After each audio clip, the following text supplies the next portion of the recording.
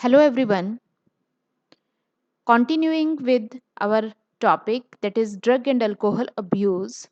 Today, we will discuss about alcohol and how it affects our body and what are its different modes of use. In the previous video, we have discussed different types of drugs in detail and also their effects. Now, let's start with alcohol. Now, start with alcohol. We know that alcohol is basically ethanol, that is C2H5OH. Source क्या है इसका? Ethanol का जो है, या हम कहें alcohol का सोर्स क्या है? It is a volatile flammable and colourless liquid having having penetrating order and burning taste. अब ये ऑब्टेन कहाँ से किया जाता है? सोर्स जो है इसका मेन क्या है? Distillation of fermented grains.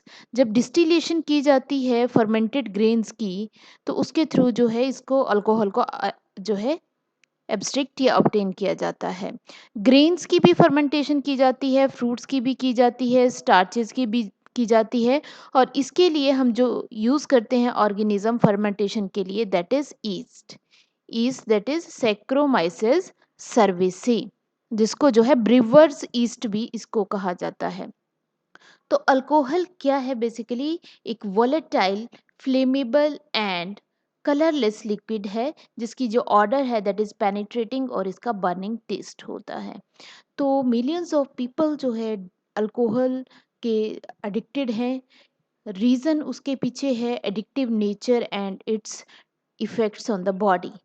तो किस किस वे में इनको अल्कोहल को यूज़ किया जाता है? मोड ऑफ यूज़ तो लो कंसंट्रेशन में और हाई कंसंट्रेशन में दोनों तरह से इसको यूज़ किया जाता है. लो कंसंट्रेशन में भी इसका यूज़ होता है और हाई कंसंट्रेशन अल्कोहल की इसका यूज़ किया जाता है. तो लो कंसंट्रेशन के जो प्रोडक्ट्स हैं that is beer, toddy and wine, जिनमें अल्कोहल का जो कंसंट्रेशन होता है वो कम होता है. हाई कंसंट्रेशन वाली जो ड्रिंक्स हैं दैट आर गिन, Erech, brandy, rum and vodka. तो इनमें बहुत ही ज़्यादा कंसंट्रेशन होती है, जिसकी वजह से जो इफ़ेक्ट होते हैं अल्कोहल के वो बहुत ज़्यादा बॉडी के ऊपर शो होते हैं. अब इफ़ेक्ट क्या शो करती है, किस तरह के? जैसे हमने पहले देखा कि अलग अलग तरह की जो ड्रग्स थी वो अलग अलग तरह के इफ़ेक्ट शो करती थी, जिसकी वजह से उनकी अब्यूजिंग की जाती है.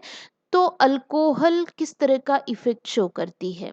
अब पहली बात तो जो एक कॉमन थॉट है कि it is a stimulant, but it is not a stimulant. Stimulant नहीं है. ये माना जाता है कि जो अल्कोहल है ये एक स्टिमुलेंट है, एक्टिवनेस को बढ़ाती है, बट इनफैक्ट साइंटिफिक अगर हम एक्सप्लेन करें तो ये एक स्टिमुलेंट नहीं है, but it is a depressant which dulls the senses, जो हमारी सेंसेस को, हमारे सेंस ऑर्गन्स को प्रॉपरली वर्क नहीं करने देती है. तो याद रखना आपने, ये कोई स्टिमुलेंट नहीं है. अब इसका क्या क्या इफेक्ट है? इट इज़ अ सिडेटिव, हम बात कर चुके हैं what is a sedative. Calmness induce करती है, जो स्लीपिंग इफेक्ट को इंड्यूस करती है, तो सिडेटिव है. Next is analgesic. Analgesic it is pain killer. जो भी इसको यूज़ करते हैं एट दैट ड्यूरेशन, पेन की जो फीलिंग है वो बहुत ही कम हो जाती है. That is why it is known as analgesic. And next is anaesthetic. What is anesthetic? Means loss of senses. Anesthetic, तीनों वर्ड याद रखने हैं आपने, सिडेटिव, एनाल्जेसिक एंड एनेस्थेटिक. तो इसमें होता क्या है कि जो सेंसेस हैं वो प्रॉपरली वर्क नहीं कर पाती हैं, आप तक जो स्टिमुलस है वो प्रॉपरली नहीं पहुंच पाता है. तो आपने इफेक्ट्स याद रखने हैं. It is not a stimulant, it is a depressant, it has sedative nature, mean काम इंड्यूसिंग और स्लीप इंड्यूसिंग. एनाल्जेसिक इफेक्ट है mean pain killer, and anaesthetic mean loss of senses. अब एनेस्थेटिक जो इफेक्ट है इसका, that is loss of senses. इसका effect जो है मेनली नर्वस सिस्टम के ऊपर होता है, जिसकी वजह से उस पर्सन की जो अलर्टनेस है, कोऑर्डिनेशन है बॉडी की, जजमेंट है, मेमोरी है और जो मूड है, ये सब अफेक्ट होते हैं उस पर्सन के। अब हम वन बाय वन कहते हैं अलर्टनेस।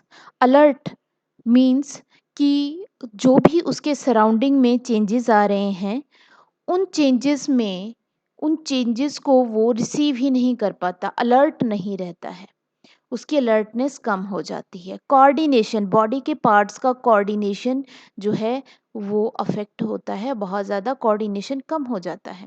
Next is judgement. अब जजमेंट आपको, अलर्टनेस आपको दोनों तरह से बताती हूँ। कोऑर्डिनेशन, तीनों पॉइंट कहाँ पे ज़्यादा देखने को मिलते हैं, ये तीनों आप देखते हैं जब भी जो अल्कोहल अब्यूजिंग करते हैं, अल्कोहल एडिक्ट होते हैं, अल्कोहल कंज्यूम करने के बाद जब भी वो ड्राइविंग करते हैं तो वहाँ पे एक्सीडेंट होने के सबसे ज़्यादा चांसेस होते हैं। उसके पीछे रीज़न क्या है?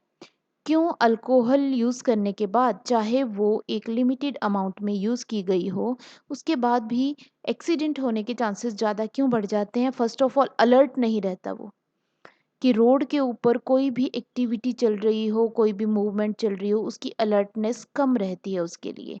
नेक्स्ट कोऑर्डिनेशन, आपको पता है ड्राइविंग के लिए जो है आपके बॉडी पार्ट्स का कोऑर्डिनेशन सबसे ज़्यादा ज़रूरी होता है। हैंड्स का, लिम्स का कोऑर्डिनेशन वहाँ पे रिक्वायर्ड है, तो वो कोऑर्डिनेशन कहीं ना कहीं अफेक्ट होता है अल्कोहल की वजह से, जिसकी वजह से एक्सीडेंट होने के चांसेस रहते हैं। मीन्स कोऑर्डिनेशन मीन कब उसको ब्रेक को यूज़ करना है, कब नहीं करना है, कितने टाइम पे उसको यूज़ करना है, ऑल ऑफ द सडन करना है, अलर्टनेस है, कितना ट्रैफिक है, कितनी स्लो, कितना फास्ट, ये सब वहाँ पे उसको कोऑर्डिनेट नहीं कर पाती है उसकी बॉडी। Next judgement.